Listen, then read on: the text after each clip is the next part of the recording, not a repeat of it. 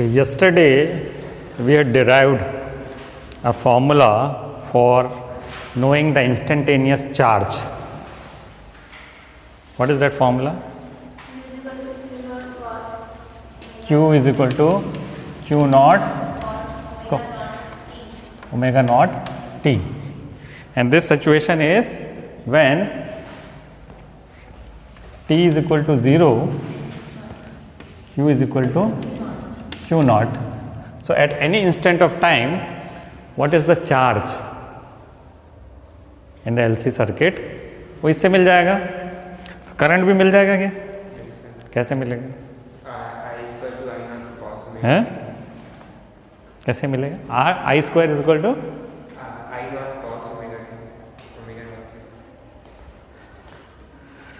I is equal to dq by dt है. इस formula क्या होगा? I is equal to और यहाँ पे माइनस dq by dt होगा कि नहीं होगा?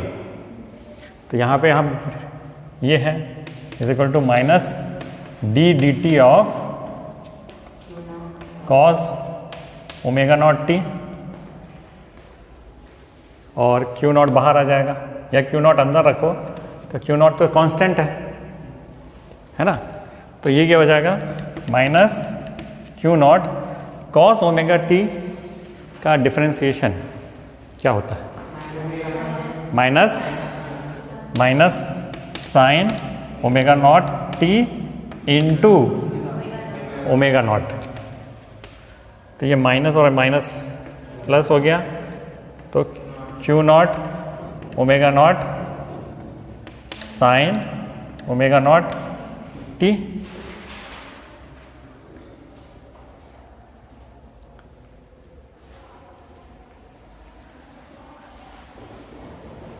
So this is instantaneous current, this is instantaneous charge, this is instantaneous current. When will this current be maximum?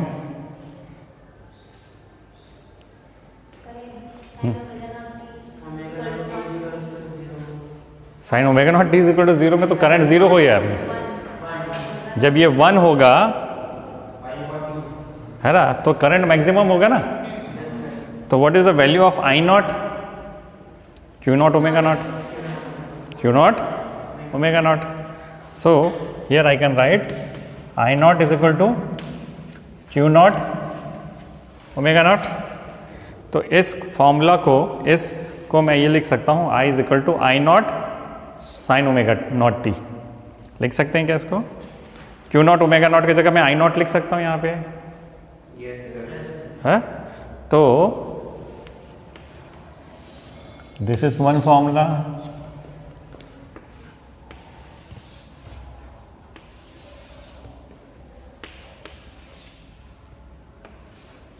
and hence I can write I is equal to I naught sin omega naught t. I is equal to I naught sin omega naught t.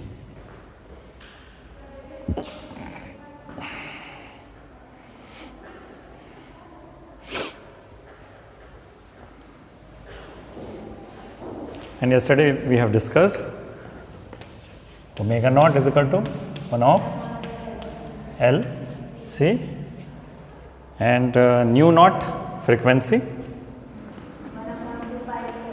1 upon 2 pi root L C.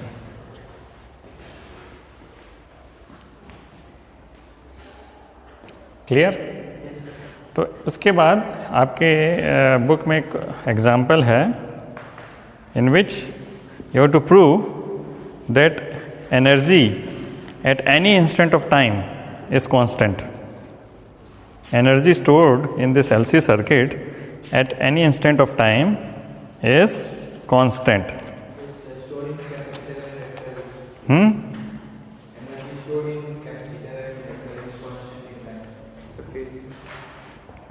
Page number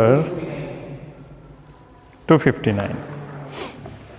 Example 7.11 show that in the free oscillation, free oscillation का मतलब क्या होता है? Free oscillations का मतलब क्या होगा? Undamped oscillations, है ना। फ्री ऑसिलेशन का मतलब होगा अनडैम्प्ड ऑसिलेशंस।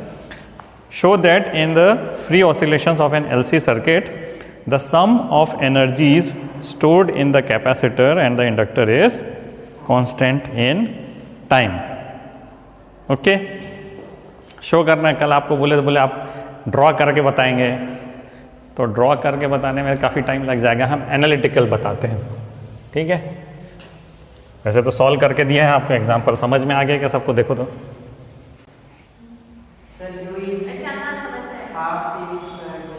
चलो, तो ये जिन लोगों को समझ में आ गया अच्छा है, एक बार रिवाइज कर लेते हैं। जिनको नहीं समझ में आया, मैंने आई स्टार्टेड दिस टॉपिक, मैंने क्या बोला कि भाई कौन फुल्ली चार्ज है? Capacitor. So at time t is equal to 0, what is the charge on the capacitor? Q not.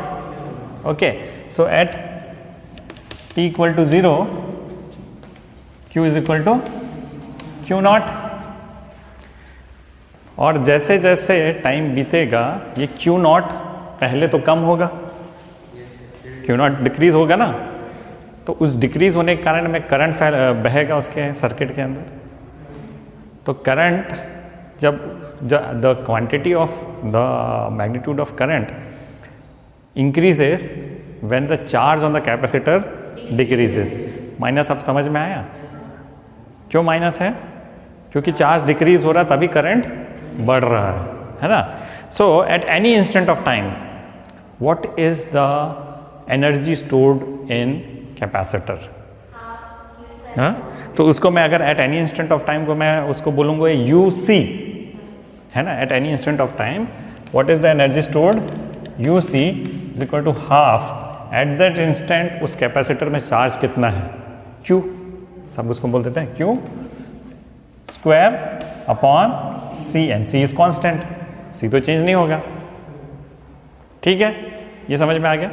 चलो, उसी इंस्टेंट में इंडक्टर में एनर्जी स्टोर्ड होना चालू होगा। इंडक्टर में कौन सा एनर्जी स्टोर होगा? Magnetic energy. ये क्या एनर्जी लूज कर रहा है?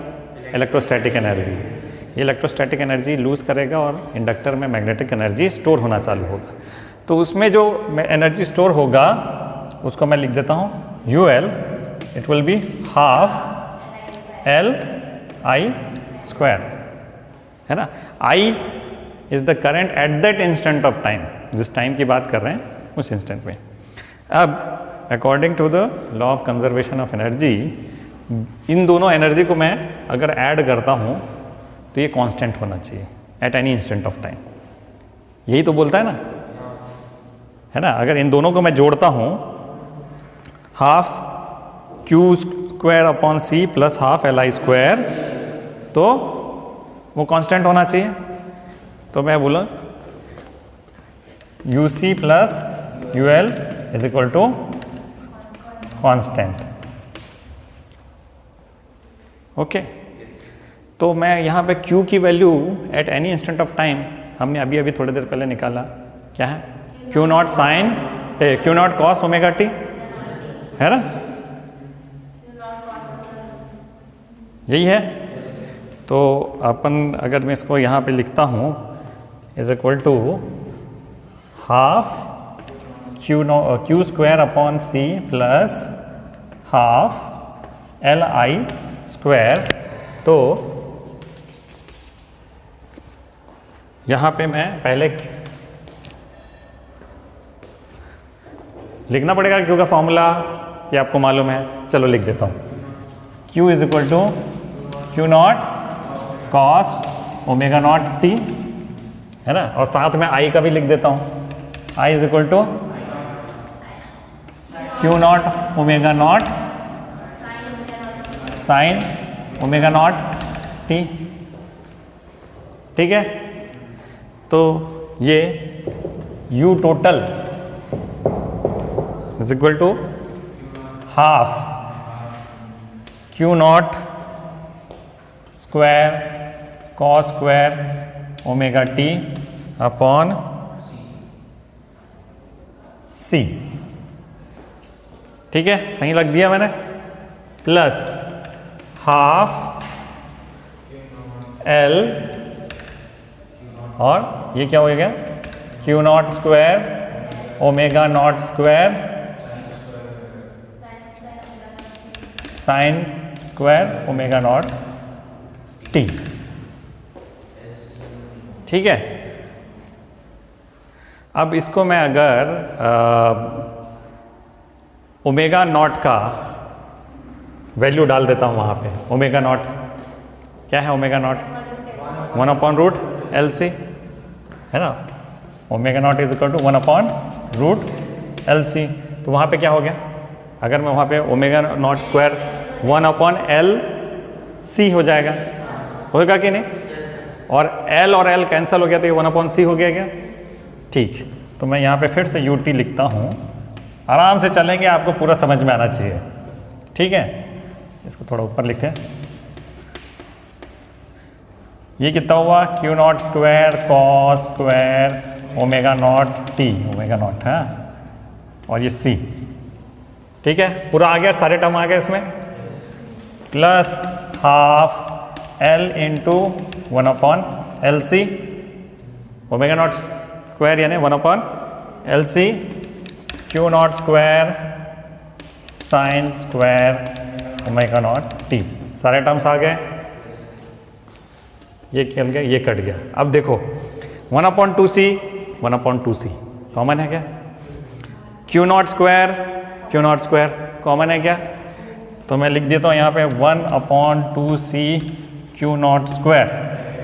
ठीक है, ब्रैकेट में यहाँ पे क्या बचा, omega not T plus sine square omega not T, cos square omega not T plus sine square omega not T 1।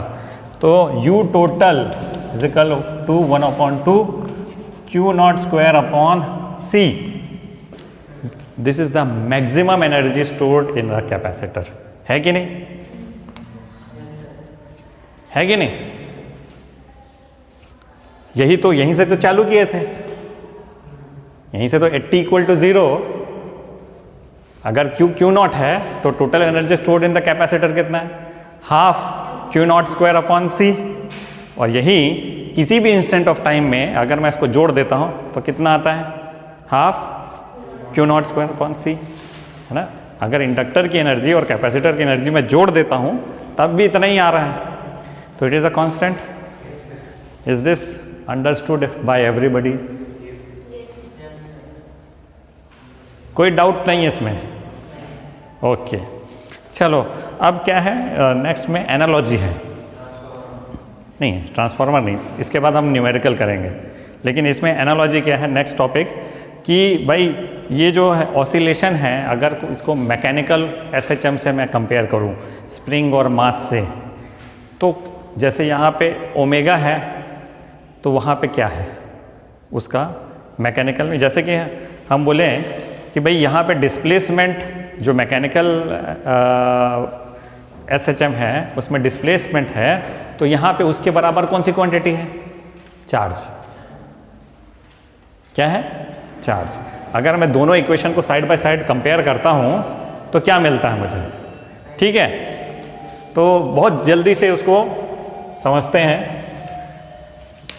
एक साइड में मैकेनिकल SHM का फॉर्मूला लिखूंगा और दूसरे साइड हम LC ऑसिलेशन के फॉर्मूलाज लिखेंगे। X क्या है,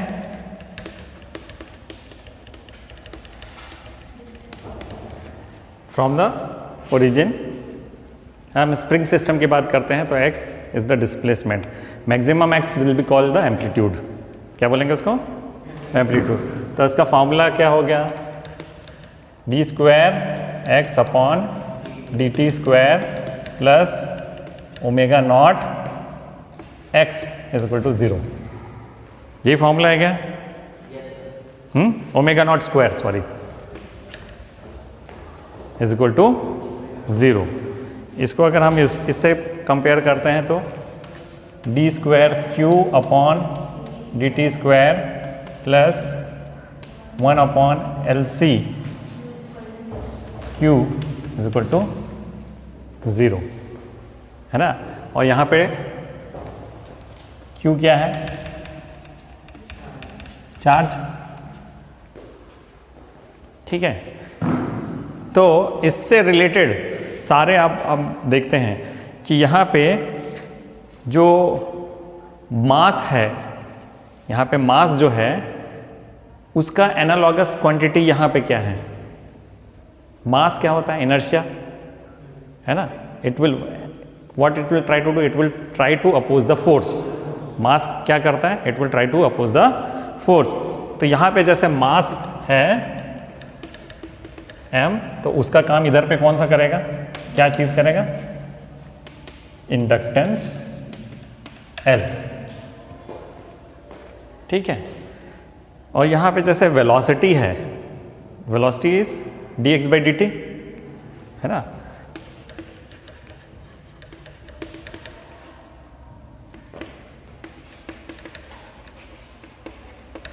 यहाँ पे क्या होगा, current I dq/dt।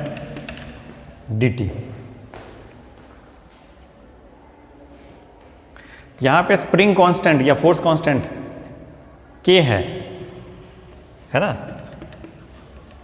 Force constant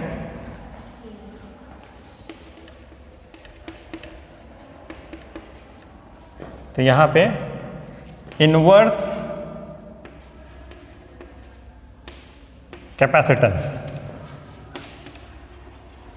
क्या है, 1/c। कैसे, जब ओमेगा नॉट लेंगे तो यहाँ पे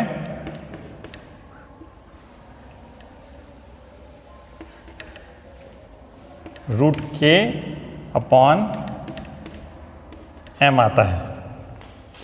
एक मिनट, √k/m आता है, और यहाँ पे ओमेगा नॉट क्या आता है, 1/√LC। तो m और L तो बराबर हो गया, m = L हो गया, तो k = 1/c। ठीक है, एनर्जी यहाँ पे ½ kx² प्लस ½ mv² होगा। टोटल एनर्जी कितना होगा, ½ kx² प्लस ½ mv²। यहाँ पे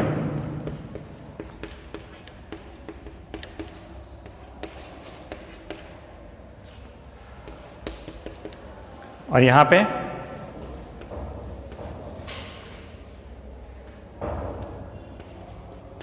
½ q²/c प्लस ½ Li²।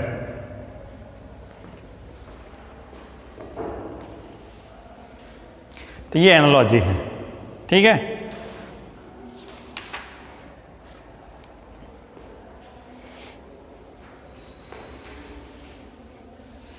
ये मैकेनिकल सिस्टम है, ये है LC इलेक्ट्रोस्टैटिक या इलेक्ट्रोमैग्नेटिक सिस्टम है LC ऑसिलेशन का।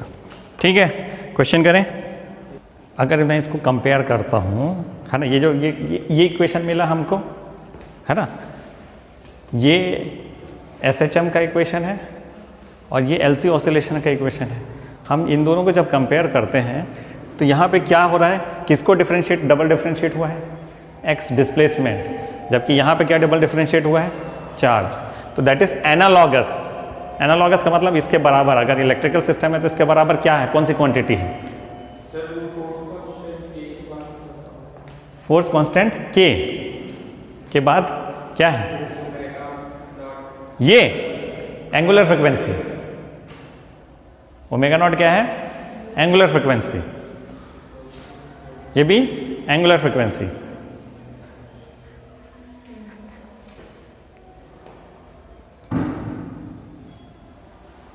फ्रीक्वेंसी अगर निकालना है तो क्या होगा, 1/2π। समझ में आया ना, 2π न्यू = एंगुलर फ्रीक्वेंसी, 2π न्यू यानी फ्रीक्वेंसी, या 2πf आप लोग अगर दूसरे बुक में रेफर करोगे तो वो f देगा। In the previous chapter, we had studied the phenomena of self-inductance and mutual inductance. याद है? हाँ, प्राइमरी सेकेंडरी कॉइल ये तो पढ़े हैं, है ना? तो सेल्फ इंडक्टेंस और म्यूचुअल इंडक्टेंस दोनों फिनोमेना पढ़े हैं. Transformer works in the principal of mutual inductance. Transformer works in the principal of mutual inductance. Transformer की ज़रूरत क्यों पड़ी? ज़रूरत क्या है? वो तो उसका एक एप्लीकेशन है एसी में सप्लाई करने का. ट्रांसफार्मर तो बहुत जगह यूज़ होता है कि नहीं होता है? देखे हो कि नहीं? पहले बताओ. ट्रांसफार्मर देखे हो? कहाँ कहाँ देखे हो? रोड के पास में वो खंबे में लगा हुआ ट्रांसफार्मर है ना, बस वहीं देखे हो. पावर स्टेशन में भी देखे. पावर स्टेशन गए हो आप तो वहाँ देखे हो. मीटर में तो होगा, पार्ट ऑफ द सर्किट हो सकता है ट्रांसफार्मर. और कहीं नहीं देखे? क्या बात कर रहे हैं, है ना? आपके हर एक घर के हर एक जो इलेक्ट्रिकल इंस्ट्रूमेंट है उसमें ट्रांसफार्मर लगा हुआ है. रेडियो में लगा है. अगर रेडियो में एसी सप्लाई से आप रेडियो चलाते हो तो रेडियो में लगा है. आपके टेलीविज़न में लगा है ना? हाँ, मोबाइल में नहीं, एसी से थोड़ी चलता है. जो जो इंस्ट्रूमेंट ऑल्टरनेटिंग करंट से चलते हैं उसमें ट्रांसफार्मर लगा हुआ है. अब इसकी ज़रूरत क्यों पड़ी? वोल्टेज को क्या हाई को लो में करने क्या ज़रूरत है भैया? वहाँ पे वो जो है ज़्यादा वोल्टेज में डिवाइस ख़राब हो जाएगा. ठीक है. तो चलो थोड़ा सा अपन करते हैं, देखते हैं पावर कहाँ जनरेट हो रहा है, इलेक्ट्रिसिटी कहाँ जनरेट हो रही है? पावर स्टेशन में जनरेट हो रही है. अब पावर स्टेशन में ऐसे छोटे छोटे टरबाइन तो लगेंगे नहीं, या छोटे छोटे जनरेटर तो लगेंगे नहीं, बड़े बड़े लगेंगे. 100 मेगावाट 200 मेगावाट है ना. तो इसमें जो वोल्टेज जनरेट होगा वो 6600 वोल्ट होगा. 6600 वोल्ट.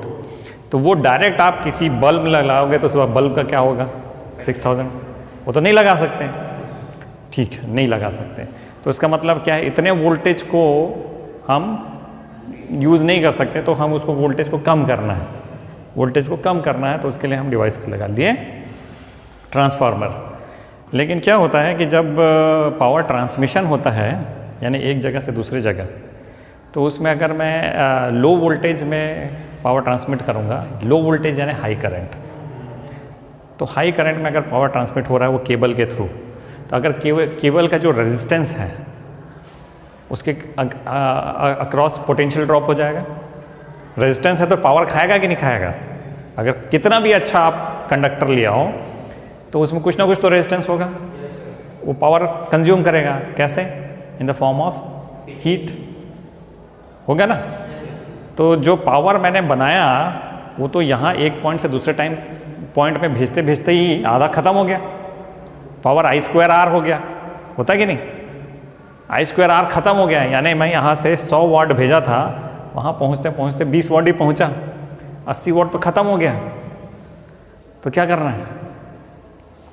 या तो रेजिस्टेंस कम कर दो, या करंट को कम कर दो, या दोनों को ही कम कर दो.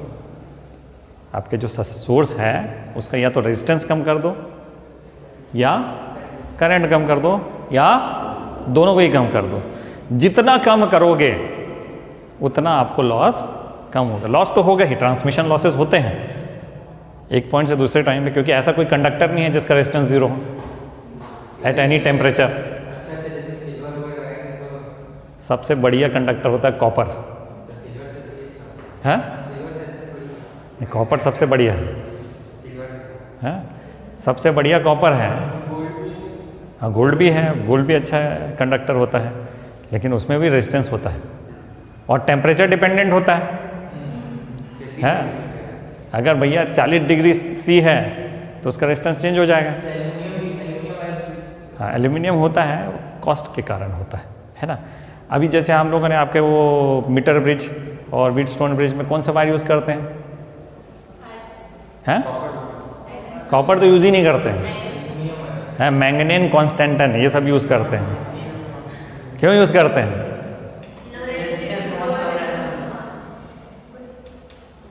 लो थर्मल कोफिशिएंट होता है उसका, यानी लो होता है कि हाई होता है?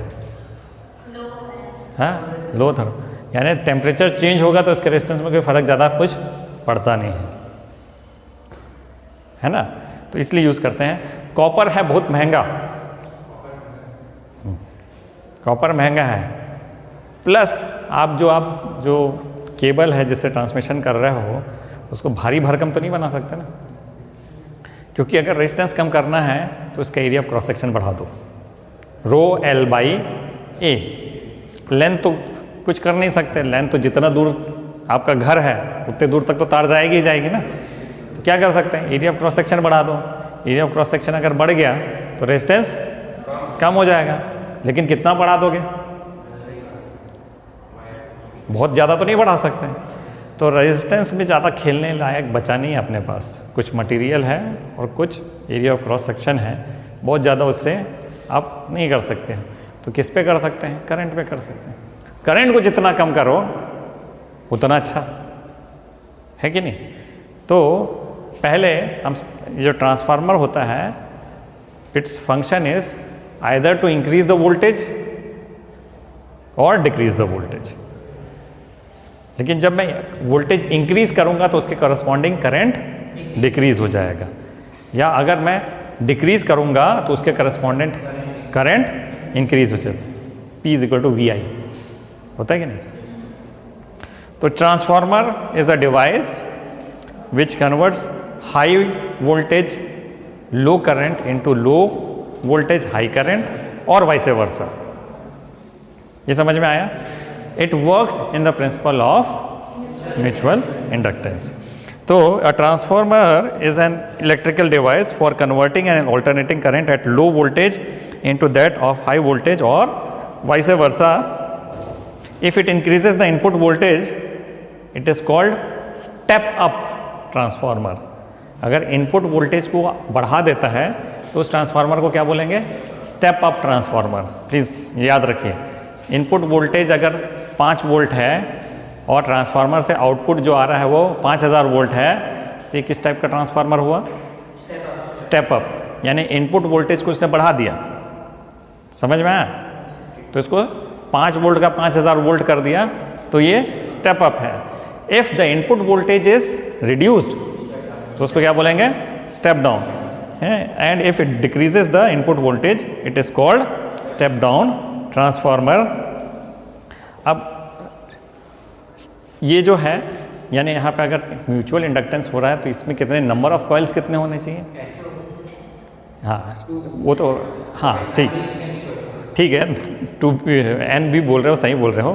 वो number of turns in primary and number of turns in secondary है। कॉइल कितने होंगे? 2, एक प्राइमरी दूसरा सेकेंडरी, है ना। तो म्यूचुअल इंडक्टेंस क्या प्रिंसिपल है? What is that?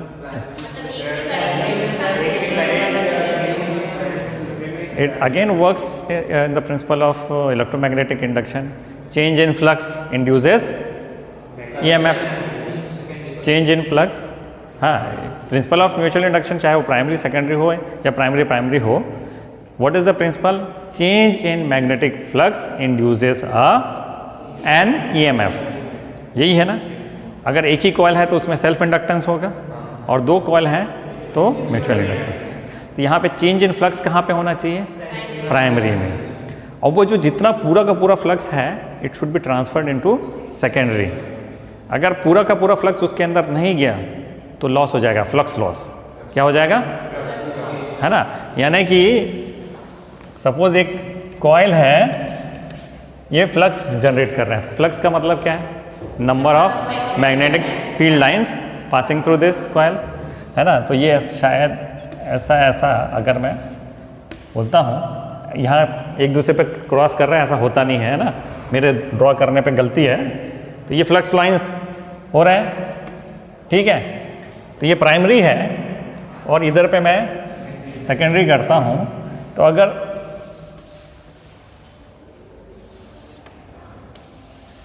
ऐसे जा रहा है जितना फ्लक्स लाइन इधर था वो सारे के सारे इधर नहीं जा रहे हैं, तो फ्लक्स लॉस हो रहा है कि नहीं हो रहा है? तो मेरा उद्देश्य क्या है? सारे फ्लक्स इसके अंदर जाने चाहिए। तो इसके लिए मैं क्या करूँगा, सॉफ्ट आयरन कोर यूज़ क्या करूँगा इसमें, सॉफ्ट आयरन कोर। तो इसको कैसे करेंगे, उसको अपन ऐसे करेंगे कि भाई एक सॉफ्ट आयरन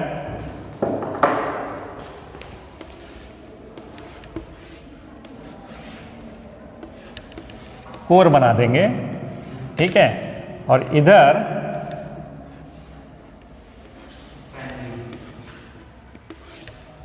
प्राइमरी लगा देंगे और इधर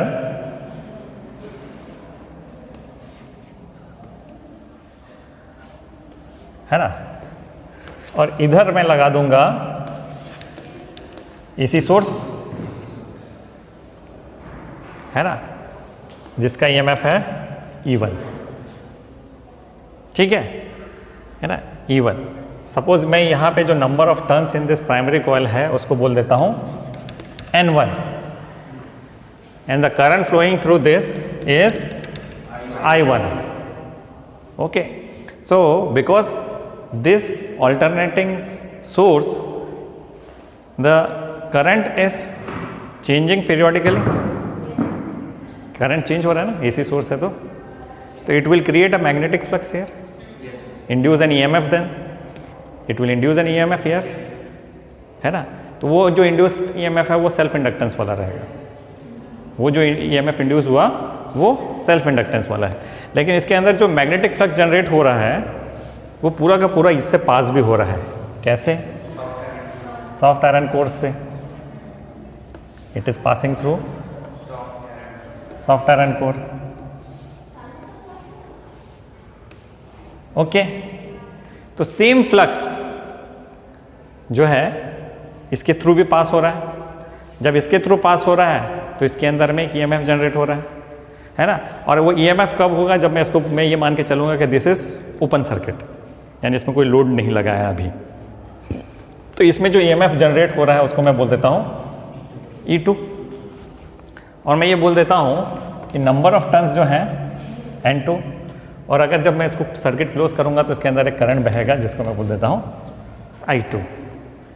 तो कंस्ट्रक्शन इज वेरी सिंपल, है कि नहीं, है ना। एक सॉफ्ट आयरन कोर के एक आर्म में मैं प्राइमरी को बांध दिया, दूसरे आर्म में सेकेंडरी को बांध दिया, है ना। क्योंकि ये सोर्स है इसलिए मैं इसको क्या बोलूँगा, प्राइमरी कॉइल, और ये आउटपुट है, अरे सेकेंडरी कॉइल, या इनपुट एंड आउटपुट। कोई डाउट इसमें? इस टाइप के जो ट्रांसफार्मर है इसको बोलते हैं कोर टाइप ट्रांसफार्मर। इस टाइप के ट्रांसफार्मर को क्या बोलते हैं? Core type transformer. एक दूसरा और भी होता है जिसमें क्या रहता है, प्राइमरी और सेकेंडरी को एक के ऊपर एक बांध देते हैं, इसको बोलते हैं शेल टाइप ट्रांसफार्मर। यानी इधर जो है प्राइमरी भी लपेटा और सेकेंडरी भी उसी के ऊपर लपेट दिया, ठीक है। ऐसा कर सकते हैं क्या? कर सकते हैं कि नहीं कर सकते? अरे यार, तो इससे तो इधर इधर शॉर्ट हो जाएगा। कैसे बिना टच नहीं हो यार? वहीं पे तू चल, तो दो धागे बांध एक ही पेंसिल में, तो क्या धागे एक दूसरे को टच नहीं करेंगे? करेंगे, तो कोई प्रॉब्लम नहीं है। हाँ, अब आओ ना भैया, दिस ये कैसे वायर हैं? लैमिनेटेड इंसुलेटेड है ना, तो एक दूसरे को टच भी करेंगे तो कोई फर्क नहीं पड़ेगा, है ना। एक दूसरे से करंट पास नहीं होगा, पास सिर्फ एंड टू एंड होगा। समझ में आया? तो दीज आर इंसुलेटेड वायर्स, जो प्राइमरी में और जो सेकेंडरी में है वो इंसुलेटेड वायर्स। और कोशिश ये करते हैं कि इस वायर का मटेरियल क्या हो, बहुत कम रेजिस्टेंस हो, तो इसलिए कॉपर यूज़ करते हैं। क्या यूज़ करते हैं? कॉपर यूज़ करते हैं। और कुछ लॉसेस कम करने के लिए इसमें मोटे कॉपर वायर को करोगे तो ज़्यादा अच्छा है, पतले को करोगे तो है ना मोटा वायर। क्यों, उसको हम लोग अभी देखेंगे। तो ठीक है, कंस्ट्रक्शन समझ में आ गया, कंस्ट्रक्शन समझ में आ गया।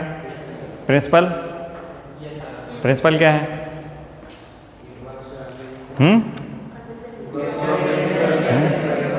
Mutual inductance. अब म्यूचुअल इंडक्टेंस है ना, यहाँ पे phi is equal to E is equal to minus, है ना। अरे भाई प्रिंसिपल क्या है? चेंज इन फ्लक्स, है ना, D phi by D T. तो E M F is equal to N D phi by D T, where phi D phi यानी phi D phi by D T is the change in flux because of one coil, है ना। तो मैं ये E1 को लिख सकता हूं क्या? N1 D phi by D T, ऐसा लिख सकता हूं क्या? और ये माइनस, ठीक है, बोल सकते हैं लेंज लॉ, लेंज लॉ। और E2 is equal to N2 D phi by D T, same flux change, ये भी लिख सकते हैं क्या? तो अगर ये माइनस है, ये भी माइनस है, इन दोनों को मैं डिवाइड कर देता हूं। E1 upon E2 is equal to N1 upon N2। Is this correct? तो यही तो फॉर्मूला है, एकदम सिंपल सा फॉर्मूला। आगे और बताऊंगा, लेकिन यहां पे सीधे सीधे क्या है, अगर स्टेप अप करना है यानी इनपुट वोल्टेज को बढ़ाना है तो N1 बाई N2 के रेशियो क्या होना चाहिए? अरे 1/2 नहीं, यानी अगर स्टेप अप करना है तो number of coils in secondary should be greater than primary. Step up करना ना, यानी E2 की वैल्यू बढ़ानी है तो क्या होना चाहिए? N2 should be greater than N1, है ना। लेकिन अगर स्टेप डाउन करना है तो N1 should be greater than N2। ये एकदम सिंपल फंडा है, इसको आप समझ लो। It is directly proportional to the number of turns, है ना। तो अगर मुझे E1 बढ़ाना है तो N1 बड़ा होना चाहिए, सॉरी मैं तो हम हमेशा आउटपुट की बात करेंगे ना। E2 बढ़ाना है तो N2 बड़ा होना चाहिए N1 से, अगर E2 को कम करना है तो N2 छोटा होना चाहिए N1 से। ये सिंपल फंडा रखेंगे। आउटपुट को ही देखेंगे, आउटपुट अगर स्टेप अप है तो N2 बड़ा है, आउटपुट अगर स्टेप डाउन है तो N2 छोटा है। Is this understood? तो E1 क्या है?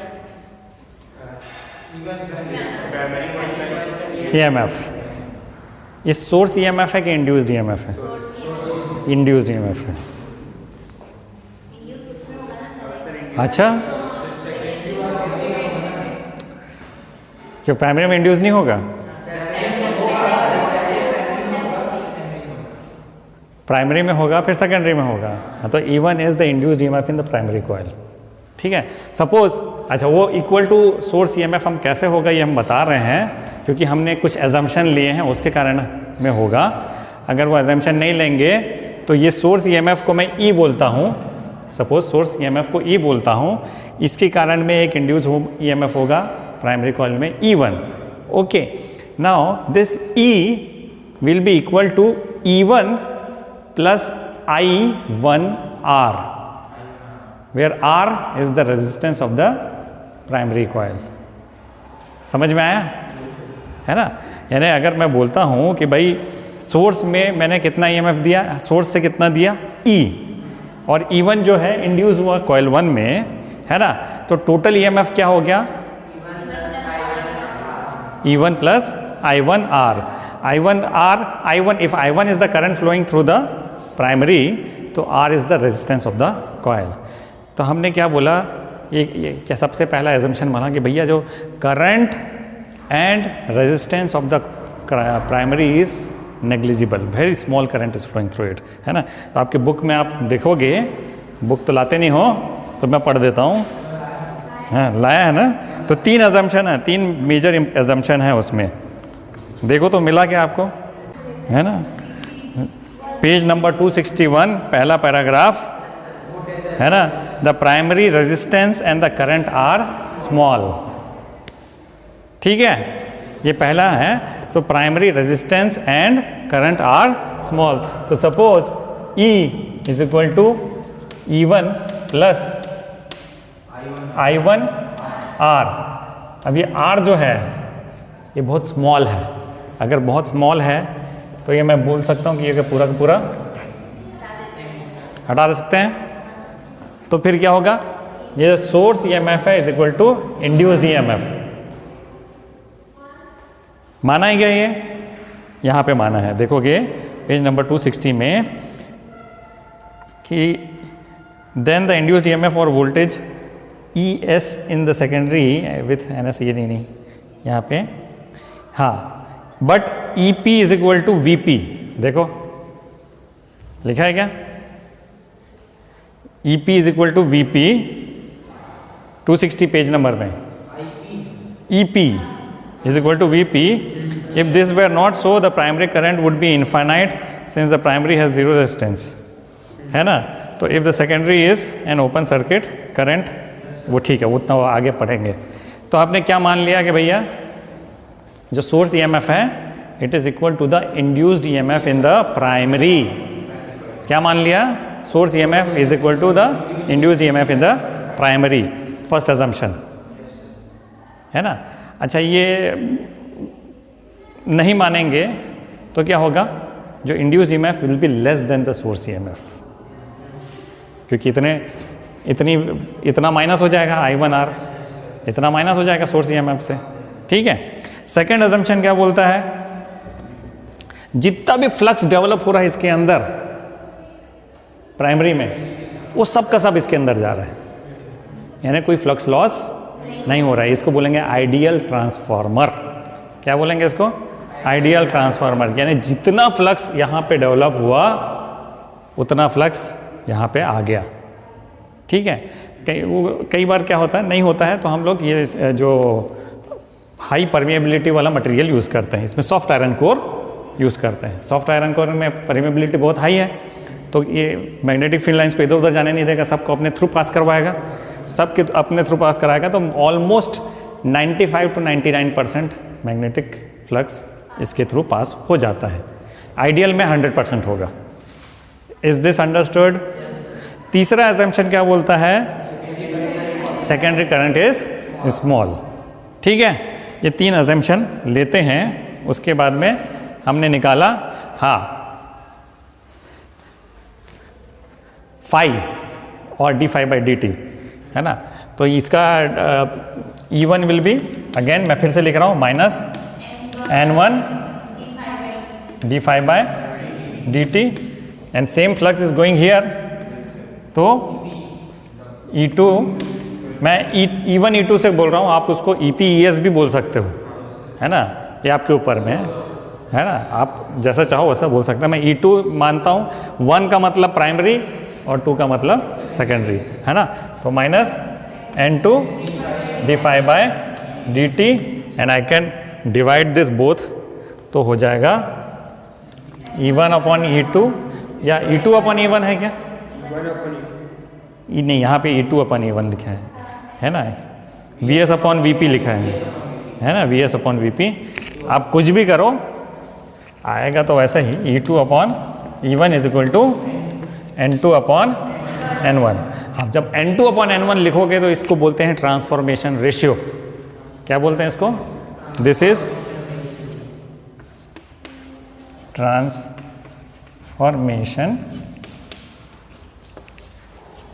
रेशियो।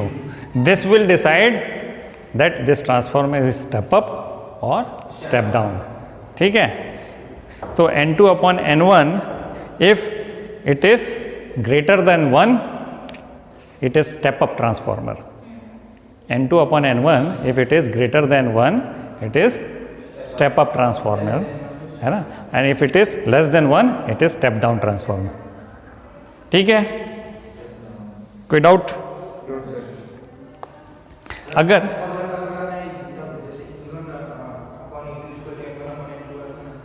वो क्वेश्चन से समझ में आ जाएगा, है ना, वो क्वेश्चन जैसे रहेगा। बहुत ज़्यादा यूज़ है, तुम्हारे घर के बाहर जो लगा वो स्टेप डाउन ट्रांसफार्मर है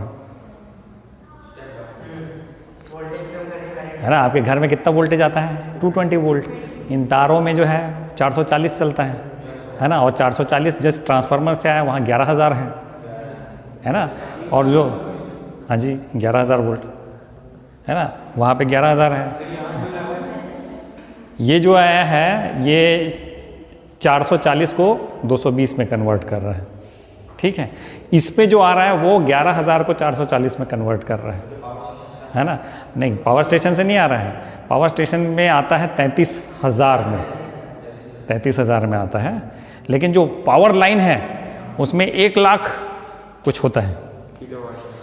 एक मिनट में बता रहा हूँ, पावर लाइन में होता है 1,32,000 वोल्ट। जो मेरे पीछे गया ना, बहुत बड़ा वाला जो पावर लाइन है ना, उसको ट्रांसमिशन लाइन बोलते हैं, जो बड़े हैं, उसमें 1,32,000 वोल्ट चल रहा है। फिर वो सब स्टेशन में जाएगा तो 33,000 वोल्ट हो जाएगा। वो सब स्टेशन में जब जाएगा तो वहाँ 1,32,000 से कितना हो जाएगा? 33,000। फिर 33,000 में से जब 11,000 में आ जाता है, 11,000 से वो 440 से आपके घर के बाहर जो लगा है उसमें 220 जो आपके घर में आता है सब।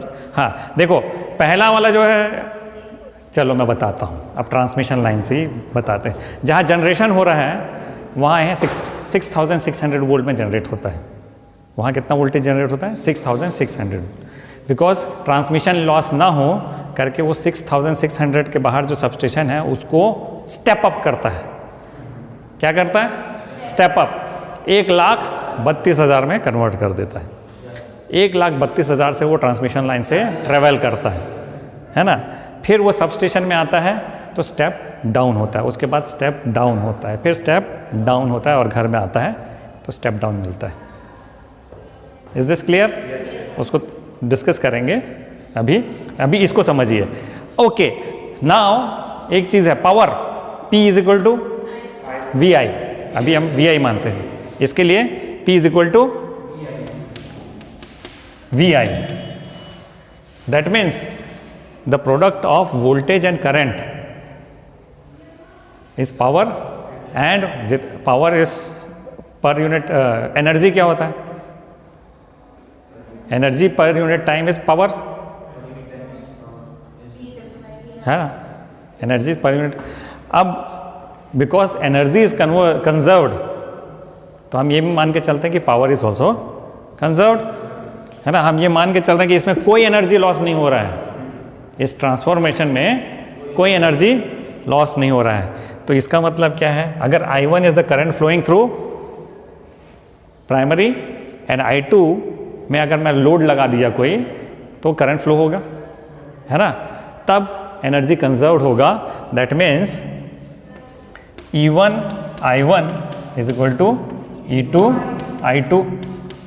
एग्री करते हैं ना? एनर्जी इज कंजर्व, तो E1 I1 is equal to E2 I2। That means input power is equal to output power। अब देखो, E2 upon E1 is equal to I1 upon I2। हो रहा है क्या? है ना। और E2 upon E1 is equal to N2 upon N1। सारे रेशो को एक जगह मैं लिख दूँ तो क्या होगा? E2 upon E1 is equal to N2 upon N1 is equal to I1 upon I2। बस इतना याद रखो,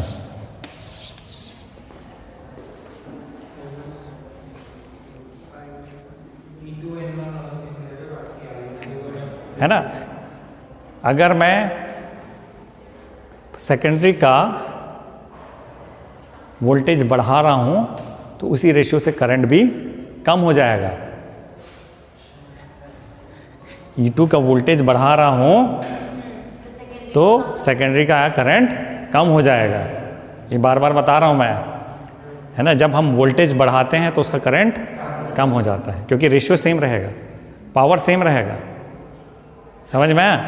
तो मैं इधर पढ़ देता हूँ।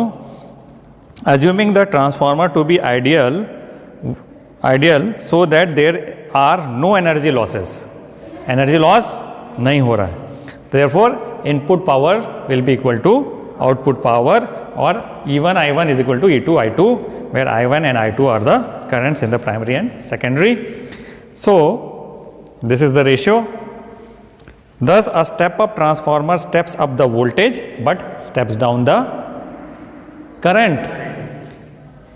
Step up transformer steps up the voltage but steps down the current, and exactly in the same ratio. Similarly, a step down transformer, step down will step up the current. Step down transformer will step down the voltage, but it will step up the current in exactly the same ratio. ठीक है। अब suppose अगर कहीं अगर loss हो गया, किसी भी तरीके से कोई लॉस हो गया, जूल लॉस हो गया, एडी करंट लॉस हो गया, है ना, तो उसके कारण में इसको बोलते हैं ईटा, और यह सिंबल है एफिशिएंसी का, है ना। तो होगा output power upon input power into 100 percentage में। एफिशिएंसी कितना होता है परसेंटेज में 100। तो रियल ट्रांसफार्मर की एफिशिएंसी 100% से कम रहेगी, लेकिन अगर बहुत अच्छे क्वालिटी का आप ट्रांसफार्मर बनाया हो तो its efficiency ranges from 90 to 99%। यानी कन्वर्जन जो हो रहा है वो 90 से 99% की तरफ रहता है। कभी कभी 100% तो नहीं होगा, कुछ ना कुछ तो लॉस होगा ही, लेकिन 99% तक एफिशिएंसी मिल जाएगी। Is this understood? फॉर्मूला इतना ही है, ठीक है। अब एक चीज़ पहले बोला, ये अगर ये सॉलिड कोर होगा तो एक बड़ा सा लॉस होगा, वो होगा एडी करंट लॉस, है ना। आपने एडी करंट पढ़ा है। तो हमको एडी करंट लॉस से बचना है तो हम क्या कर देते हैं, इसको टुकड़े टुकड़े में बनाते हैं, लेमिनेटेड कर देते हैं। क्या कर देते हैं, इसको लेमिनेट कर देते हैं, और इन दोनों के बीच को इंसुलेट कर देते हैं। इंसुलेटेड रहता है, लैकर से उसको इंसुलेट कर देते हैं। अलग अलग ट्रांसफार्मर कभी देखे हो? छोटा छोटा वाला ट्रांसफार्मर भी देखे हो? कभी तोड़ फोड़ नहीं किया अपने घर में? कभी रेडियो नहीं तोड़ा? तो देखोगे ये ना ऐसे शीट के पतले पतले प्लेट से बने हुए होते हैं। क्या हो गया?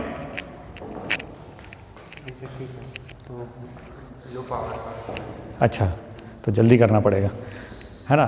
तो पतले पतले प्लेट से बने हुए होते हैं। क्यों बने होते हैं पतले प्लेट से? हाँ, टू रिड्यूस एडी करंट, है ना। तो पहला लॉस जो हमारे ट्रांसफार्मर में हो सकता है वो है क्या? एडी करंट लॉस, है ना। तो क्योंकि इसमें ऑल्टरनेटिंग करंट जा रहा है, मैग्नेटिक फ्लक्स बढ़ेगा कम होगा, बढ़ेगा कम होगा, बढ़ेगा कम होगा, उसके कारण एडी करंट्स प्रोड्यूस हो जाते हैं। तो उससे बचने के लिए हम क्या करते हैं, ये जो सॉफ्ट आयरन कोर है उसको लैमिनेटेड बना देते हैं, पतले पतले प्लेट्स में बना देते हैं, और उसके बीच में लैकर से लैमिनेट कर देते हैं ताकि एडी करंट्स ज़्यादा प्रोड्यूस ना हो। This is the first loss, है ना। सेकंड लॉस जो होता है उसको बोलते हैं कॉपर लॉस। कॉपर लॉस का मतलब क्या? हाँ, अब ये जो कॉपर के अंदर में रेजिस्टेंस कुछ तो कुछ होगा, तो वहाँ पे पोटेंशियल ड्रॉप हो जाएगा, है ना, और वहाँ पे I²R यानी हीट जनरेट होगी, है ना। तो इससे बचने के लिए क्या कर सकते हैं, कॉपर का जो थिकनेस है वायर का बढ़ा दो, है ना, तो रेजिस्टेंस कम हो जाएगा। तो रेजिस्टेंस कम हो जाएगा तो, है ना, तो some energy is lost due to heating of copper wires used in primary and secondary windings. This loss, इसको I²R बोलेंगे, can be minimized by using thick copper wires of low resistance, है ना। ठीक है। अब थर्ड टाइप का loss जो है उसको बोलते हैं हिस्टेरेसिस लॉस। आप लोग के चैप्टर 5 में हिस्टेरेसिस था जिसको ओमिट कर दिए। तो हिस्टेरेसिस क्या होता है? हिस्टेरेसिस एक लैग है, कंटिन्यूसली जब उसके अंदर में कोई करंट फ्लो होता है तो मैग्नेटाइजेशन और डीमैग्नेटाइजेशन होता है। जो आयरन कोर है उसका क्या होता है? मैग्नेटाइजेशन होता है और डीमैग्नेटाइजेशन होता है ना। तो the alternating current carries the iron core through cycle of magnetisation and demagnetisation. लेकिन कई बार आप देखोगे कि जितना मैग्नेटाइजेशन हुआ उसको डीमैग्नेटाइजेशन करें तो पूरा नहीं होता है। यानी कि सपोज एक कील लिए, उसमें मैग्नेट चला है तो मैग्नेटाइजेशन हो गया, उसके बाद उल्टा पोल लेके उसको वापस चला है तो पूरा मैग्नेटिक इफेक्ट पूरा ख़त्म हो जाना चाहिए, नहीं होता, थोड़ा सा रेसिडुअल बच जाता है। इसको बोलते हैं हिस्टेरेसिस लॉस। क्या बोलते हैं? Hysteresis loss. तो the iron alternating current carries the iron core through cycles of magnetisation and demagnetization. Work is done in each of this cycles and is lost as heat, है ना। Work is done. So this is called as hysteresis loss and can be minimized by using core material having narrow hysteresis loop। उसका एक hysteresis loop होता है, अगर वो narrow रहे तो ये इतना हीट लॉस नहीं होगे। तो इसको आप सीधा रट लेना, आपको तो रटना पड़ेगा, हिस्टेरेसिस तो पढ़े नहीं हो, ठीक है। चौथा है फ्लक्स लॉस। ये तो आपको बता दिया हो, है ना। जो अगर सारे का सारा फ्लक्स है वो सेकेंडरी में जाना चाहिए, नहीं गया तो उतना लॉस हो जाएगा। इससे बचने के लिए क्या करेंगे? इससे बचने के लिए क्या करेंगे कि वाइंडिंग को प्राइमरी और सेकेंडरी को एक ही में मान दो तो ज़्यादा से ज़्यादा होगा, ठीक है। तो this loss can be minimize by winding the primary and secondary coils over one another, ठीक। और पांचवा जो है एक और लॉस है जिसको बोलते हैं हमिंग लॉस। जब भी ट्रांसफार्मर चलता है तो आपको आवाज़ सुनाई देती, तो वो आवाज़ निकालने में कुछ एनर्जी कंज्यूम तो हो रहा है ना भाई, तो उससे भी लॉस होता है। तो as the transformer works its core lengthens and shortens, lengthens and shortens, जिसके कारण में वाइब्रेशन क्रिएट हो जाता है और उसके कारण में इसको क्या बोलते हैं? मैग्नेटोस्ट्रिक्शन। इस मैग्नेटोस्ट्रिक्शन बोलते हैं। इसके कारण में आपको आवाज़ सुनाई देती है और वो थोड़ा सा लॉस हो जाता है वहाँ पे, ठीक। तो ये हुआ ट्रांसफार्मर।